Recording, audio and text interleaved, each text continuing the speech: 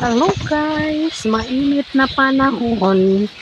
Nata diri sa daplin sa pao. Nagpahangin-hangin ta diri.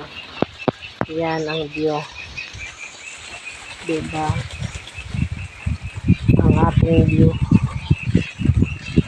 Andito tayo sa tabing ilog. Ayan, nagawa ako ng duyan dito. Yung duyan namin doon sa may tangkal kinuha ko. Nilagay ko dito. Ayan. Ayan. Ganyan lang. Mayroong pato na ligo doon. Oh. May pato na ligo. Hello. Mayong hapon sa inyong tanan. Nagpahangin ko din sa ilalim sa kahoy. Kay grabe kainit. Init kaayo dito sa balay. Murag pugon. Murag pugon sa balay mga langga. Purti kainit. Ano diba mga kahirap?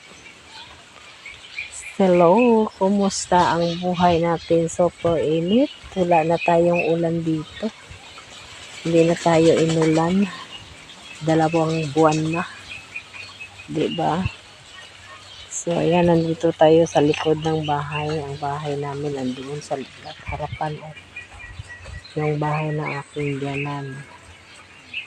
Tapos tangkal sa baboy. Ang diyanan ko nandiyan sa ilalim o nagluyan. Ako din dito lang ako sa tabing ilog. Ay, grabe ang init. Super ang init mga kahirap. Ano na lang ito, wala tayong init. Diba? Ganyan talaga ang buhay. Ano na ito dito sa amin, El Nino. El Nino na mga kahirap. Nag-El Nino. Ayan, ang ganda. Nagduyan-duyan sa tabing ilog. Para man mahangin dito. Sarap ng hangin, tabi apo, kulebuyag. Dito tayo sa tabi ng ilog. Kasi grabing init, super as in.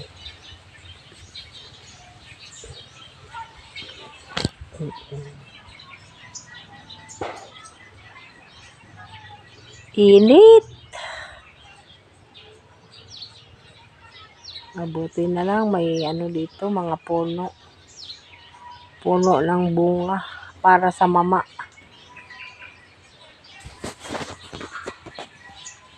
Sila yung mga bunga. Ayan.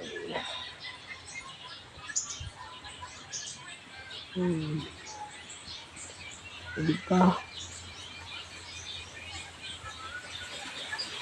Sarap buhay, mainit lang. Ayan, yan ang hangin, masarap ang hangin. Kulebuyag, tabi apo. Nainitan ng aking paa. Yan.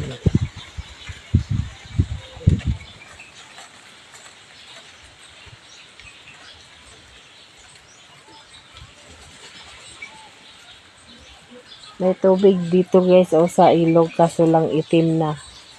Dahil ano yan, naka-standby ba, hindi hindi na siya nag-anod kay wala na tubig. Mahangin, sarap dito. Pero buyag lang.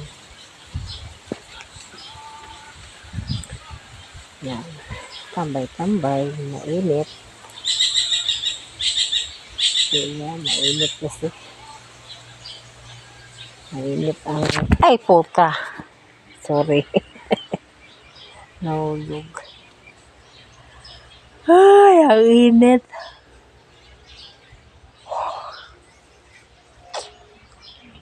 Yan, nawala na namang init. Nawala namang hangin.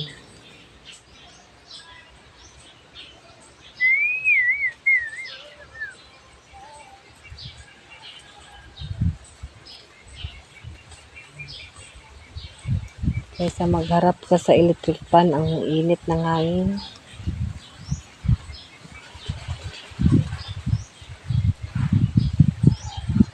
Ayan.